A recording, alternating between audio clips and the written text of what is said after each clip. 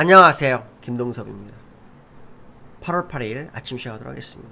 오늘 새벽에 끝난 미국 시장은 혼조세로 마감을 했는데요. 다우는 0.5% 하락했고 나스닥은 0.3% 상승 마감했습니다. 장 초반에 상승세가 내려온 모습인데요. 다우는 마이너스로 마감했고 나스닥은 상승폭을 내주는 그런 흐름을 보였습니다. 미국 시장의 상승은 어저께 애플이 $1,000억 투자를 추가로 하겠다라는 이슈가 시장을 이끌었는데요. 트럼프 대통령이 반도체 기업에 대해서 미국 내 생산을 약속한 기업에 대해서는 비용이 부과되지 않을 거다라는 언급을 했고요. 이로 인해서 시장은 반도체 관세에 대해서 광범위한 면제를 주겠다라고 해석을 하는 것으로 보입니다. 그로 인해서 반도체주들이 시장을 이끌었고요. 다만 구체적인 반도체 부과 시점, 반도체 관련해서 이 관세 부과 시점은 언급하지 않았습니다. 그래서 일단 시장을 좀 지켜봐야 되는 그런 상황이죠. 어쨌든 반도체 관세에 대해서 광범위한 면제를 주겠다는 발언이 반도체주 상승으로 나스닥을 끌어올리는 그런 모습이었는데요. AMD가 5.6% 상승했고 애플이 3% 상승했습니다. 인텔은 3.1% 하락했고 엔비디아는 소폭 하락했는데요. 인텔의 하락은 인텔 최고 경영자 리프탄이라는 사람이 사임을 한다고 합니다. 그로 인해서 주가가 하락한 그런 흐름이었습니다. 어저께, 그러니까 오늘 새벽이 사실은 그 상호관세 조치가 마무리되는 날이었습니다. 10%에서 41%까지 일단 상호관세 조치를 마무리했기 때문에 이제 시장에서는 이 관세로 인해서 나오시는 구체적인 지표를 기다리는 그런 분위기가 형성될 수 있다, 이렇게 보시면 될 것 같습니다. 요즘 빅테크 실적이 굉장히 좋지만 빅테크 기업 실적이 좋은 이유는 이 관세 정책 전에 재고를 엄청 많이 쌓아놨어요. 근데 관세가 발표가 되면서 이 제품 가격이 올랐죠. 오르면서 그 재고에 대한 그 부분을 이제 다 사용해야 되잖아요. 그로 인해서, 그러니까 소비하는 과정 속에서 가격이 오른 부분을 반영을 해서 빅테크 기업들이 실적이 좋았다, 이렇게 해석이 좀 되기 때문에 이제 재고가 이제 해소가 된, 재고가 이제 없어지는 그 시점이 이제 거의 다 다가오고 있어서 이제 구체적인 관세로 인한 어떤 결과치 지표를 확인해야 되고 기업 실적을 확인해야 되는 그런 상황이 다가오고 있다, 이렇게 해석을 하시면 될 것 같고요. 주간 신규 실업수당 청구 건수는 38,000건 정도 증가했다는 그런 얘기가 있는데 정확하게 좀 더 확인해봐야 되겠습니다. 너무 많이 늘어났어요. 이게 맞는지 좀 확인해야 되겠습니다. 왜냐하면 숫자가 좀 이상하게 나온 부분이 있었는데 어쨌든 신규 실업 청구 건수가 증가하는 것은 추세적 증가하는 것은 좀 맞다, 이렇게 말씀드리고 싶고요. 연준 이사 아드리아나 쿠클러가 지난번에 사임을 했죠. 그래서 그 자리를 이어서 스티븐 미란을 트럼프 대통령이 지명을 했는데요. 이 스티븐 미란이라는 사람은 경제자문위원회 위원장인데요. 그 트럼프의 어떻게 보면 경제 고문, 뭐 이렇게 해석을 해야 되겠죠. 일단 임기는 내년 1월까지인데요. 이 사람이 임명되면서 미셸 보험먼이나 크리스토퍼 월러, 이 사람들처럼 비둘기가 될 확률이 높고요. 그 비둘기가 되면 그들이 금리 인하를 압박하시는 상황이 되죠. 이 연준 이사가 된 스티븐 미란의 임기는 아드리아나 쿠클러의 임기, 남아있는 자녀 임기를 우선 한다고 합니다. 그게 이제 내년 1월까지고요. 연준이 임명하면 이제 임명이 되는 거겠죠. 그래서 임명이 아마 자동적으로 되겠지만 연준 내에서 임명을 안 해버리면 이게 또 트럼프하고 연준과 싸움이 돼버리는 상황이 되기 때문에 그건 이제 경제적 불확실성, 정책 불확실성으로 다가올 수 있죠. 물론 임명을 하겠지만 혹시나 그런 상황 속에서 또 이게 문제가 되나라는 생각도 한번 해볼 수 있는 뭐 이슈다. 어쨌든 트럼프가 연준을 장악해서 금리 인하를 하고자 하는 그런 마음이 강한 것으로 봐야 되겠죠. 다만 제가 말씀드릴 수 있는 것은 예전에 이 금리 인하가 시장을 주도를 해서 시장을 살려내는 그런 모습이 계속 있었죠. 그렇지만 그때는 서브프라임 모기지나 코로나로 인해서 시장이 잠시 흔들린 거에 대한 유동성 공급으로 시장 회복하는 작업이고요.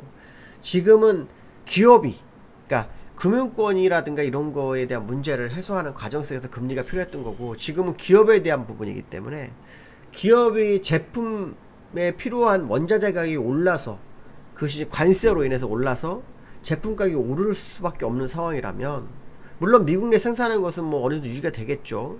그래도 관세 오른 거에 대한 만큼 원자재 가격은 오를 수밖에 없습니다. 그러니까 제품 가격이 오를 수밖에 없거든요.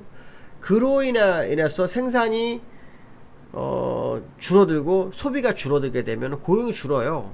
근데 이걸 금리 인하를 어떻게 이거를 회복시킬 거냐는 거, 이게 저는 굉장히 궁금하거든요. 금리 인하를 회복시킬 수 있느냐. 물론 금리 인하를 하게 되면 개인들의 어떤 대출 금리가 낮아지면서 지출이 줄어들기 때문에 그만큼은 소비를 더 할 수 있다, 이런 해석을 할 수 있겠지만, 어차피 제품 가격이 올라서 문제가 되는 부분을 금리 인하로 해소할 수 있겠느냐라고 한다면 저는 조금 그 부분에 대해서는 의문이다, 이렇게 말씀드리고 싶고요.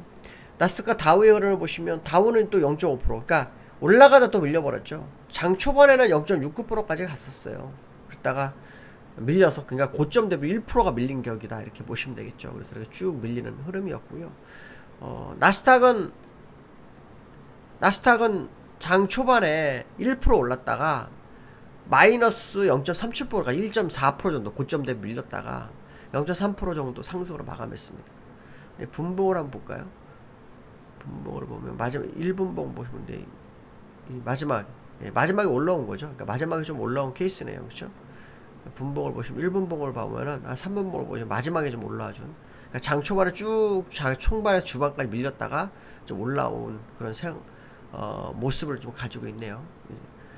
그렇지만 이제 나스닥의 변화는 없고요. 다우도 지금 보시면은 요게 가까워지니까 또 밀려버리는 그런 흐름을 보이고 있습니다. 미국 내에서는 그 단기 조정 가능성이 자꾸 언급되고 있는 부분이 상당히 있습니다. 한번 그 부분도 좀 우리가 시장에서 투자할 때 어느 정도 상황을 좀 주시해서 봐야 될 거다, 이렇게 말씀드리고 싶고요. 그 다음에 삼성전자가 어저께 올랐죠. 어저께 장 초반에 시간에 4%까지 올랐다가 밀렸어요. 지금 0.4% 오르고 있는데요.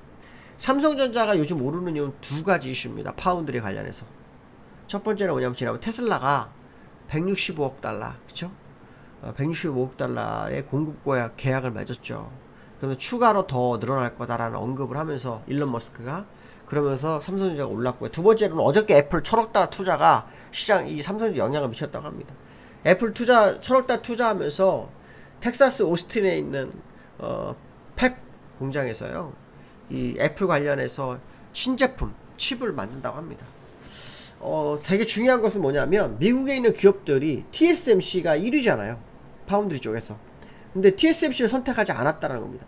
그러니까 이제 얼마 전에 반 엔비디아가 굉장히 크잖아요. 그래서 브로드컴도 삼성 HBM을 쓴다고 하잖아요. 근데 이 반 엔비디아에는 TSMC가 포함돼요.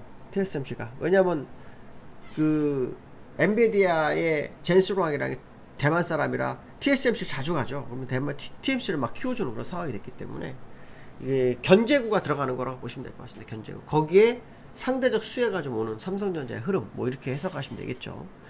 하지만 지금 기술적으로는 또다시 이제 어저께 장대 양봉이 나오지 못했기 때문에 상황을 좀 봐야 되겠지만, 어쨌든 전체적 흐름으로는 삼성전자에게 기회가 오고 있는 것만큼은 사실이다. 그러나 수급적으로는 조금 다르죠. 수급적으로는 보시면 어저께까지, 그러니까 그저께까지 외국인들이 매도를 했어요. 거의 5일. 기관과 외국인이 5일 연속으로 매도를 했고요. 그 다음에 어제만 소폭 매수하고 끝나는 그런 흐름이었다, 이렇게 보시면 수급적인 변화가 필요한 상황이다, 이렇게 말씀드리고 싶고요. 어저께 코스피가 3200을 회복했어요. 전날 3198에서 끝났었는데 3200을 회복했어요. 회복하고 3227에 끝났는데, 여기에는 이제 수급이 좀 중요한데요. 수급이 없어요. 그러니까 어제 수급이 전혀 없었고요. 그저께도 외국인이 매수를 했지만 프로그램은 1800 이상 팔아서 수급이 없었던 상황이거든요. 그 전날은 조금 있었습니다. 그 전날. 근데 기관은 없었어요. 기관은 걔는 매도거든요. 이 상황을 보다면 수급이 이전에 이렇게 매도했던 부분들, 여기 2조 매도하고 지금 8천억 걷어들였거든요. 요거 매도하고 걷어들였지만 프로그램은 못 걷어들였어요.